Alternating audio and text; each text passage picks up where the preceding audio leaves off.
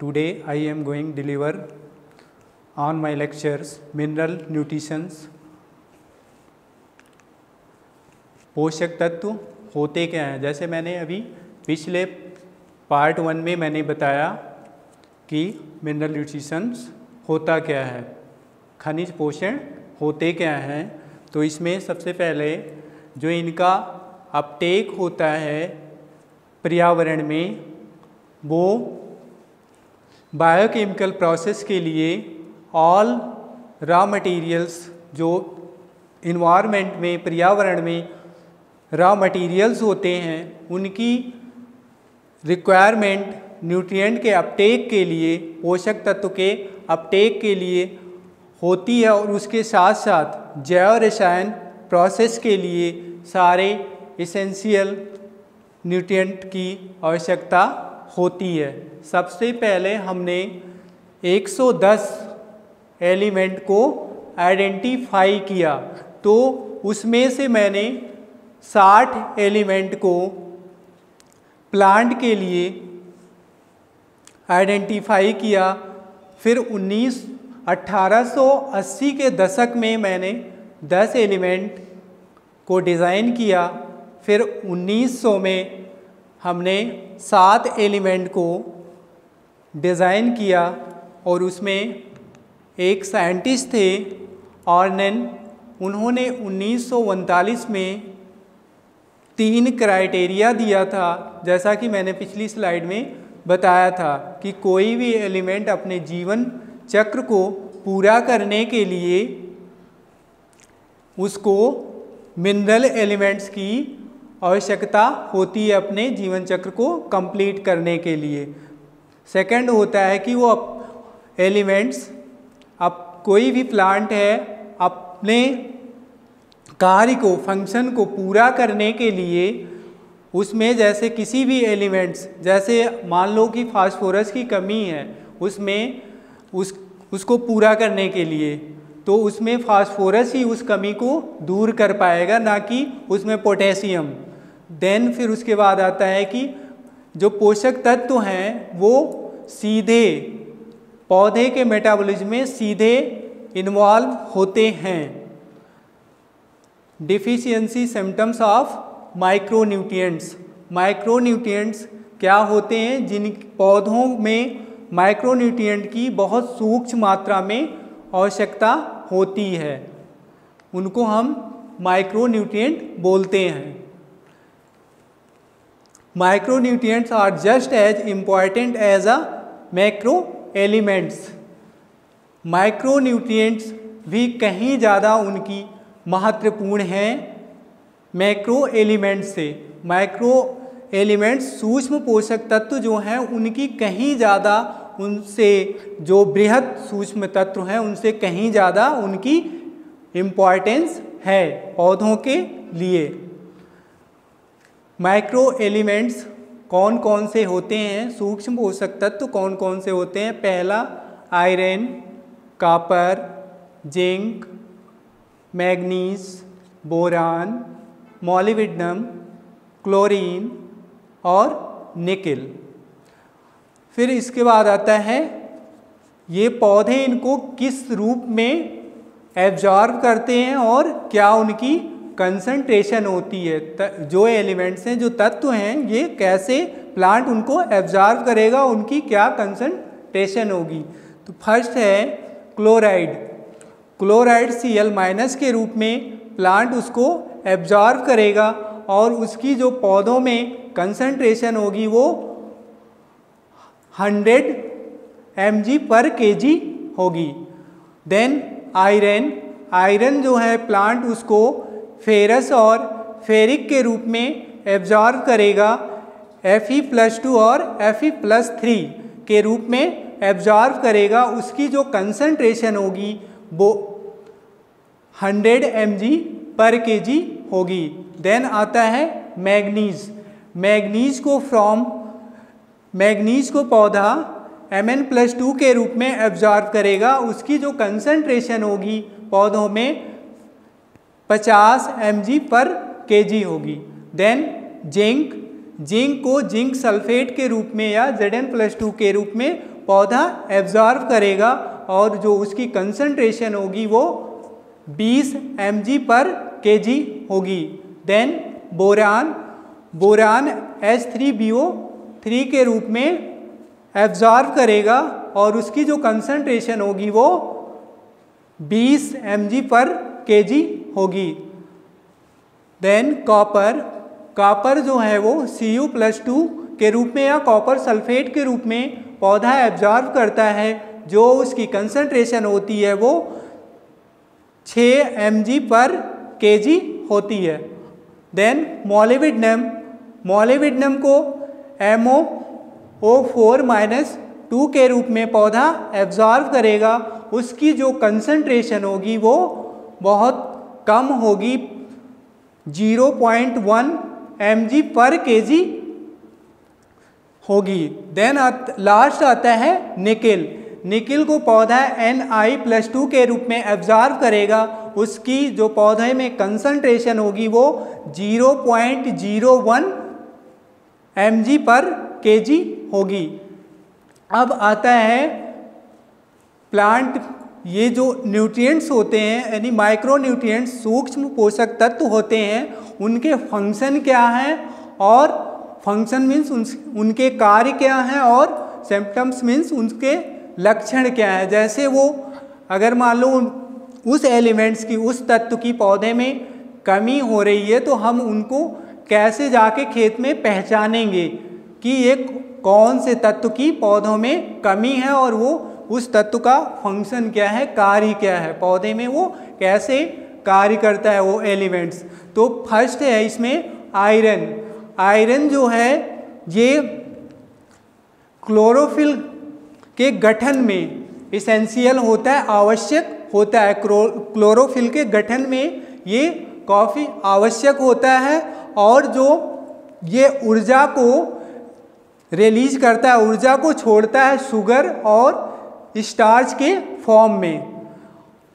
फिर इसके सेकंड जो इसका फंक्शन है, सेकंड जो इसका कार्य है, ये बहुत महत्वपूर्ण कॉन्स्टिट्यूएंट है किसके लिए, पोरफायरिन प्रोटीन के लिए और साइटोक्रोम परऑक्सीडेज और कैटालेज एंजाइम के लिए।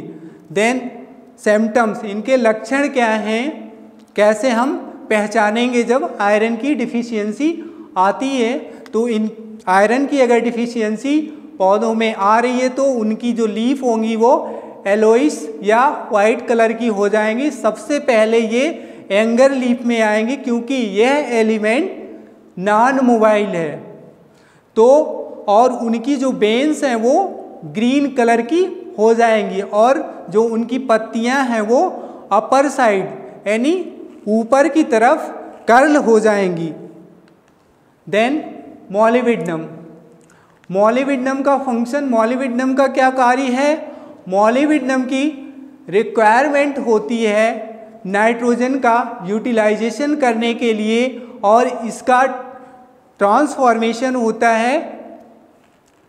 फिर ये अमीनो एसिड और लेग्यूम के रूप में लेग्यूम क्रॉप में ये नाइट्रोजन को फिक्स करता है। फिर उसके बाद इसका सिम्टम्स क्या होगा, लक्षण क्या होंगे अगर मॉलिब्डेनम की डिफिशियंसी आ रही है। तो इसमें सबसे पहले क्या होगी, उनकी जो मार्जिन है, जो लीफ की मार्जिन का मतलब किनारा जो है वो कपिंग टाइप का हो जाएगा और स्क्रॉचिंग ऑफ लीफ, पत्तियां स्क्रॉच हो जाएंगी। और बिपटेल डिजीज एक होती है, ये कैलीफ्लावर में होती है, उसमें स्पॉटेज उनके फूल पे स्पॉच पैचेज नुमा धब्बे बन जाते हैं। फिर उसके बाद आता है कॉपर का कार्य क्या है, मेन ये प्रमोट करता है विटामिन ए को। फिर उसके बाद आता है it's constituents of several oxidising enzyme, ये कॉन्स्टिट्यूएंट्स होता है बहुत सारे ऑक्सीडाइजिंग एंजाइमों का। फिर उसके बाद इसके लक्षण क्या हैं, ये स्टेंटेड ग्रोथ में ये कमी कर देता है, ग्रोथ को कम कर देता है, जो उसकी वेजिटेटिव ग्रोथ होती है उसको कम कर देता है, रोक देता है, उसके सूट को, तने को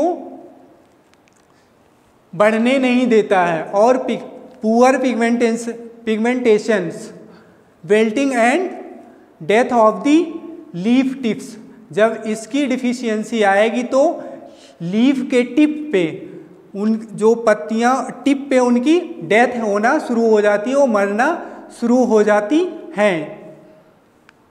देन क्लोरीन, क्लोरीन का फंक्शंस क्या है, क्लोरीन के कार्य क्या हैं, इनकी क्लोरीन की रिक्वायरमेंट्स प्रकाश संश्लेषण की क्रिया में होती है और सेल डिवीजन में भी होती है। और इनके लक्षण क्या हैं कि कैसे हम पहचानेंगे अगर क्लोरीन की डिफिशियंसी आ रही है प्लांट में, तो सबसे पहले इनकी एक्सेसिव ब्रांचिंग होगी लैटरल रूट में, फिर उसके बाद bronzing of leaf, chlorosis and necrosis, leaf में क्लोरोसिस हो जाएगी और निक्रोसिस भी हो जाएगी मार्जिन पे। फिर वो आता है नेक्स्ट जिंक।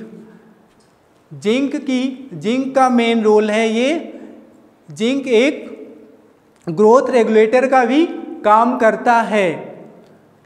इसमें उस ग्रोथ रेगुलेटर के किस रूप में काम करेगा, इंडोल एस्टिक एसिड के रूप में काम करेगा, उसको हम IAA बोलते हैं या ऑक्सिन बोलते हैं।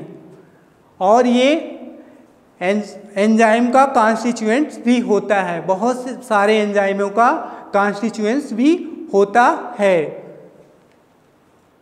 इसका सिम्टम्स क्या होगा, इसकी स्टेम की लेंथ जो होगी वो डिक्रीज कर जाएगी, छोटी हो जाएगी, और इनके terminal leaf, roasting of terminal leaf reduce हो जाएगा, फ्रूट बड फॉर्मेशन, जो यानी किसी भी, जैसे चने में क्या होता है, बड का फॉर्मेशन होता है, फ्रूट को बड फॉर्मेशन बोलते हैं, तो वो यानी श्रिंक कर जाएगा, सिकुड़ जाएगा जिंक की अगर कमी है तो। देन मैग्नीज, फिर मैग्नीज का फंक्शंस क्या होता है, मैग्नीज के कार्य क्या होते हैं। सबसे पहले तो ये क्लोरोफिल का फॉर्मेशन करता है, और फिर उसके बाद ये क्लोरोफिल का फॉर्मेशन करेगा तो ये इसका मेन रोल उसमें फोटोसिंथेसिस में भी होता है। ये क्लोरोफिल एक पिगमेंट होता है जिसके कारण अगर क्लोरोफिल की कमी है तो लीफ ग्रीन नहीं होगी। इसके जो सिम्टम्स हैं, लक्षण हैं, उसमें इंटरवीनियल क्लोरोसिस हो जाएगी, वो यंग लीफ में होगी, क्योंकि यह एलिमेंट इमोबाइल है, इसलिए वो एंगर अपर साइड में दिखेगा, और इसमें इंटरवीनियल वाइट स्टिक, इंटरवीनियल ब्राउन स्पॉट और स्ट्रिक, उसमें लीफ में क्या होगा, या तो वाइट कलर की स्ट्रिक बन जाएंगी या फिर ब्राउन कलर के स्पॉट दिखने लगेंगे अगर मैग्नीज की डिफिशियंसी है तो। देन बोरान, बोरान का मेन फंक्शन है, ये ट्रांसलोकेशन ऑफ शुगर, इसका मेन रोल शुगर फॉर्मेशन में होता है बोरान का। और फिर उसके बाद इसमें बोरान का जो लक्षण है, सिम्टम्स हैं, डेथ ऑफ टर्मिनल ग्रोथ, जो उनकी प्लांट की टर्मिनल ग्रोथ है, अगर बोरान की कमी है तो वो मरना शुरू हो जाता है, और ये लैटरल बड पे कॉज करता है। फिर उसके बाद थिकेंड कर्ल्ड लीफ छोटी हो जाएंगी, थिक हो जाएंगी और छोटी छोटी हो जाएंगी, और वो कर्ल हो जाएंगी, और कॉफ़ी सॉफ्ट और निक्रोटिक स्पॉट, सॉफ्ट होके उसमें निक्रोटिक स्पॉट पैचेज दिखने लगेंगे। फ्रूट और ट्यूबर इनका जो होगा, अगर फल वाली क्रॉप्स हैं तो वो रिड्यूस हो जाएंगी या सिकुड़ जाएंगी। अगर ट्यूबर वाली भी क्रॉप है तो उसमें भी वो श्रिंक कर जाएंगी। इनका कंक्लूजन क्या निकलता है, निष्कर्ष बाद में क्या निकलता है, पहला जो है, अगर किसी भी न्यूट्रिएंट्स की, किसी भी तत्व की अगर प्लांट में कमी है या डिफिशियंसी है तो उसमें क्या होता है, यील्ड का लॉस होता है और उनकी क्वालिटी पैरामीटर्स का भी लॉस होता है। देन अगला है, integrated crop management is needed for judicious and need based use of nutrients, pesticide etc to enhance the productivity of crops. इसका मतलब क्या हुआ कि अगर किसी भी तत्व की कमी है, उसकी रिक्वायरमेंट्स को हम अगर पूरा नहीं कर रहे हैं तो फिर उसमें क्या होगा, जो प्रोडक्टिविटी है, उसकी जो क्रॉप की जो उत्पादकता है उसमें कमी आएगी। फिर लास्ट है उस सॉइल हेल्थ, उससे सॉइल हेल्थ भी उसकी अच्छी नहीं रहेगी। कभी कभी क्या होता है कि जैसे हम नाइट्रोजन या फॉस्फोरस और या पोटेशियम उसको हम यानी सॉइल में अगर नहीं दे रहे हैं, वो बेसल डोज है, उसको अगर हम नहीं दे रहे हैं, उसकी अगर सॉइल में कमी हो जा रही है तो उससे क्या होता है कि सॉइल की हेल्थ खराब हो जाती, उससे भी यानी क्रॉप के यील्ड पे, क्रॉप की क्वालिटी पे प्रभाव पड़ता है। Thank you sir.